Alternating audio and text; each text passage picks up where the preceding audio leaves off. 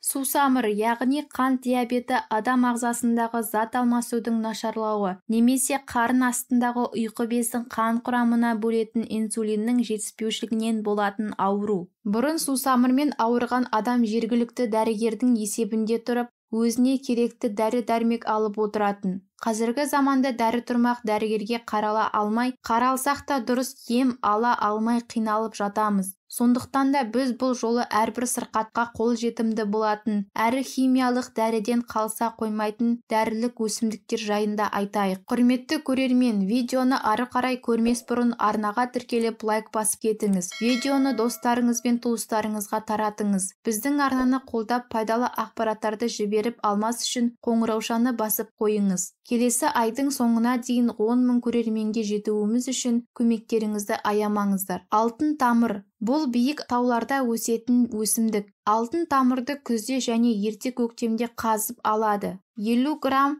жарты литр ақ араққа 15 күн тұндырып, алғашында бір шай қасықтың 4-тен 1-ін, 10 күннен кейін жартысын астан бұрын ішеді. Күніне 3 рет 15 күн ішіп, 5 күн демалады. Адам шөптің дәріханаларда жасалған тұнбасынан 15-20 тамшыдан таңертең түсте қайнаған сумен ішеді. Бақбақтың шөбі мен тамырынан 10 грамм алып, бір стақан суға 10 минут ақырын қайнатады. Ас қасықпен ас алдында ішеді. Күніне 3 рет, бір қайнатқанда 2 күн ішеді. Ошағанның тамырынан 10 граммды бір стақан суға 15 минут ақырын қайнатып, жарты сағат тұндырады. Ас қасықпен күніне 3-4 рет ішеді. Қарандыз тамырынан 20 граммды 300 грамм суға 15 минут ақырын қайнатып тұндырып, ас қасықпен ішеді. Күніне 3 рет. Суы қайнау кезінде буланып кетсе, қайнаған судың орнын толтырып отырыңыз. 15 күн ішіп 5 күн демалады, сосын қайта жалғастырады. Қой бүлдірген шөбі мен жемісін қоса пайдалануға болады. 20 грамм кептірілген шөбі мен жемісін бір стақанды 500 грамм суға салып, 7-8 минут қайнатады. Бір стақан тұндырып, ас алдында 3-тен 1-ін ішеді. Бір қайнатқанды бір күнде бітіреді. Емделу мерзімі 20 күн. 5 күн демалып, қайта жалғастыруға болады. Сиыр бүлдіргеннің жапырағын жазда жинап кептіріп, бір ас қасығын бір стақан суға шай сияқты шығарып, 40 минут бұқтырады. Бір қайнатқанды 3-ке бөліп, ас алдында ішеді.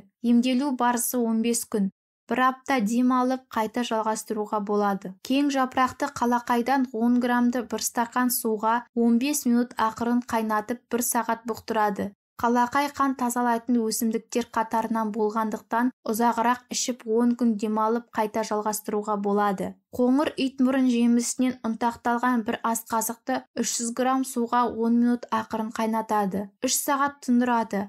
Ас алдында 100 грамм ішеді. Ай бойына іше беруге болады. Бұл дәрі адамның ауруға қарсыласу қабілетін, яғни иммунитетті нығайтатындықтан шектеусіз ішуге болады. Бұршақ өсімдіктерінің қабығын піскен кезде жинап, кептіріп сақтайды. Ұнтақтап алуға болады. Осыдан бір ас қасықты 300 грамм суға 10 минут қайнатып, тұндырып қойып ішеді. Қанша ішкіңіз келсе, сонша ішуге болады. Күнделікті тамақ ретінде асқабақты 40 қабатты сұлыны еркін пайдалана берсе болады. Осы кезде барлық тәтті атаулыны жемістерден жүзімдік қант қызылшасын жемеу керек. Көбірек қимыл жасап, ауық-ауық сұйық тағаммен отырып, кейде тәуліктеп ашығып алуға болады. Қант түсірудің тағы бір әдісі 4 пиязды ет турағыштан өткізіп, 2 литрлік банкіге салады. Үстінен қайнатылып салқындаған судан толтыра құяды да 1 тәулік бұқтырады. Келесі күннен бастап әр жолы жарты стақаннан ішеді. Күніне 3 рет емделу барысы 17 күн.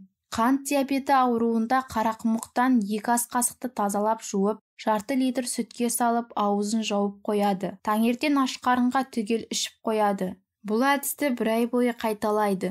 Сүйрен гүлінің бүршігін жинап кептіріп, бір ас қасығын 1 литр суға 10 минут ақырын қайнатып, 30 минут бұқтырады. Ас алдында осыдан ас қасықпен күніне 3 рет ішеді. 20 күн бойы ішіп отырады. 3 жылдық алоэның 2 үлкен жапырағын түбінен кесіп, 3 тәулік тоңазытқышқа қойып, шырынын сығып алады. Оны 500 грамм кагор шарабына қосады. Жарты килограмм бал салып араластырып шай қасықпен күніне 2 рет астан 30 минут бұрын ішеді. Қант қалыпты деңгейге келгенше жалғастыруға болады. Қантты түсіруге кәдімгі кеспе жапырақ төңкеріле төгіліп өсетін талдың көмегі көп. Жуандығы қарындаштай жас бұтақтарын турап көлеңкеде кептіріп алады. Осыдан бір уыстың жарты литр суға 3-5 минут қайнатып сусын ретінде іше беруге болады. Жібек құрты ағашының жас бұтақтары мен жапырағы жемісі де жақсы дәрі. Оның кептірілген түрінен бір ас қасықты 300 грамм суға 5 минут ақырын қайнатып, ас алдында ішеді. Бұл көтеріліп бара жатқан қантты тез түсіруге көмектеседі. Шипа беру Алладан екенін ешқашан естен шығармаңыз.